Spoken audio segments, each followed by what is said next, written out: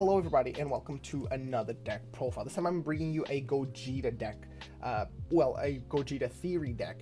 Basically, we got revealed the starter deck exclusives for Gogeta, so I immediately was theory crafting on potential things that I could build my deck around, and sort of like, what is my win condition, what am I trying to accomplish with this deck, how do I want to play this deck, is this aggro, mid-range, control, all these other things, like what kind of blue cards do I want to play, do I want to play this blue, do I want to play blue with something else, typical generic theory craft thoughts. So what I'm thinking is I really want to make the deck around the Ultimate Fusion Gogeta because it's really good, has a really good effect, but I also wanted to include a Vegito package because your deck has access to the whole mill strategy due to your leader effect, so I figured Vegito would be quite interesting. And also it's important to know that even though we don't know the effects of all of these cards, we do know that's what some of them are. So I can tell that this is probably like a counterplay card, like a counterattack. This is like an extra card, probably like Status Breaker, the special attack that they have.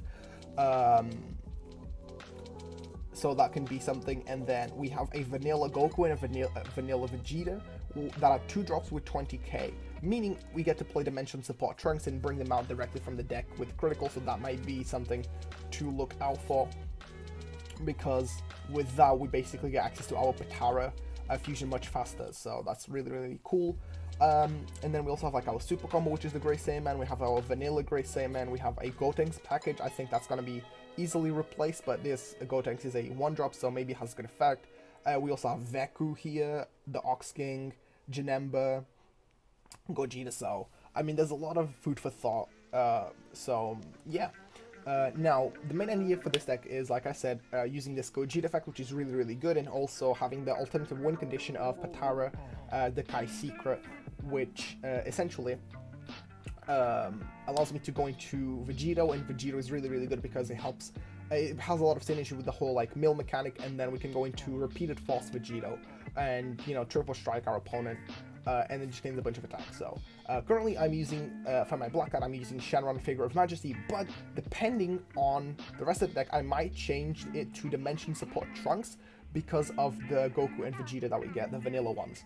So that's something to look out for because they do have critical, so I can definitely do some cheese plays there, and then I can have them as Patara targets. Now this deck, I really just wanted to include a little bit of everything. I wanted to include Legendary Flute because it's busted. With Cohesion is a good negate, that's very generic. I wanted to include Self-Awakening, so I picked Awakening Talent Pan. She's basically the Self-Awakener for blue decks, which is quite good since if your deck isn't Super Saiyan 3 Goku, you really don't have access to Self-Awakening. And this Pan, even though people are calling a lot of the World Tournament cards trash or bad or whatever, I think there's 2 amazing cards from that set, one being the Champa replacement, as in the East Supreme Kai, and then this Pan, which is basically a Trunks or a Kaba or a Gohan Self-Awakener. The only difference is that it doesn't have a keyword, but it's still choose one of your lives, add it to your hand against plus 10,000, so a very good card, especially because it returns to your hand at the end of the turn. So this card is so flexible, you can use it, you can play it, use this effect, Self-Awaken, goes back to your hand, you can then combo with it, you can use it as energy. This card is actually just amazing. This is probably the best out of all of the Self-Awaken, especially in blue, which is probably the strongest color. Blue is just actually insane. So yeah. Now, my deck also has some, generic cards like Boost Attack Pickle. This is obviously going to get replaced by the Grey Saiyaman Super Combo. We don't quite know what its condition is, but I definitely know I want to replace it with Boost Attack Piccolo. However, if you like Piccolo is such a timeless card that you can just keep it. Another thing that I wanted to include in my deck was something that helped me tutor out directly from the deck because of Patara the Kai Secret.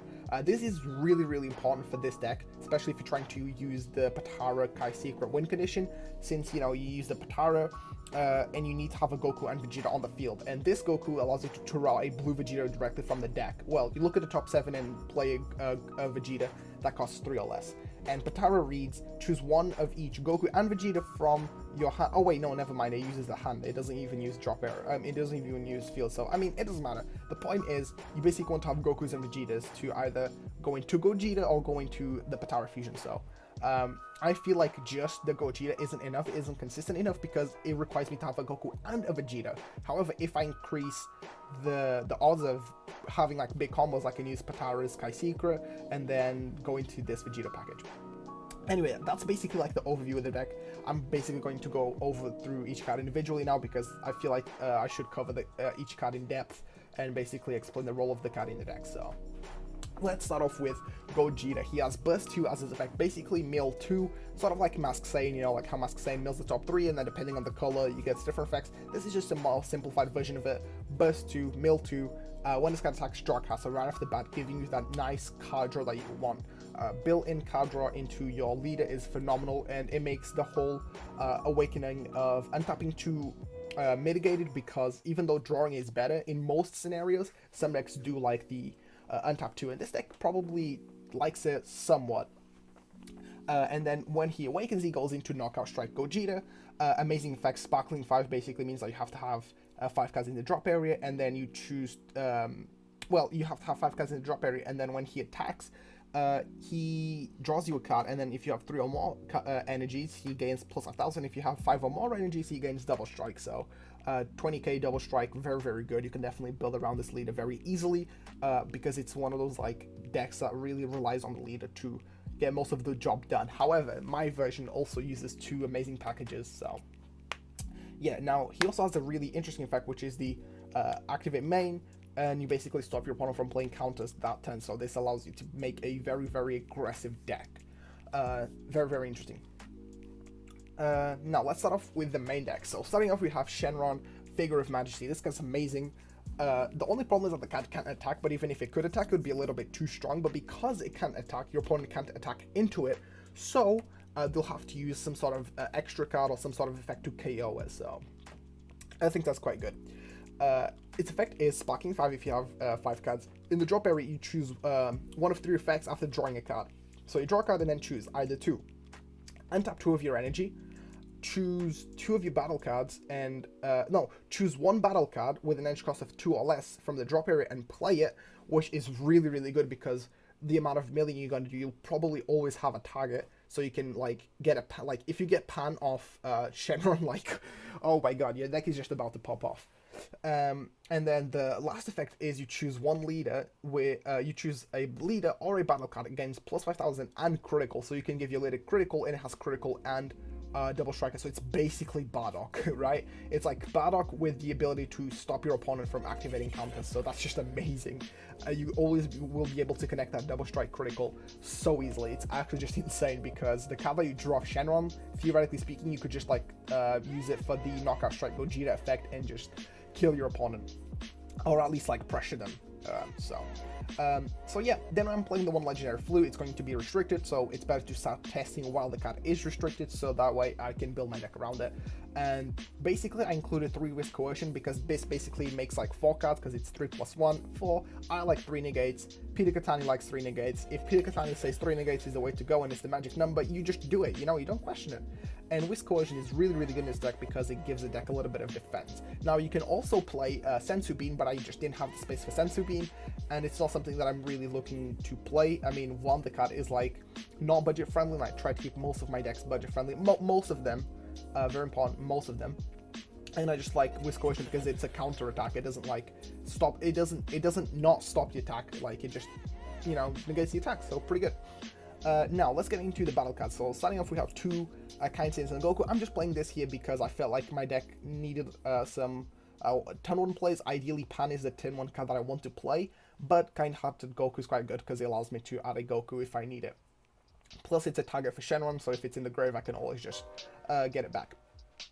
And then play and then use the search effect. Then we have the Awakening Talent Pan. This card is amazing. People are sleeping on it. I'm telling you, this card is really, really good.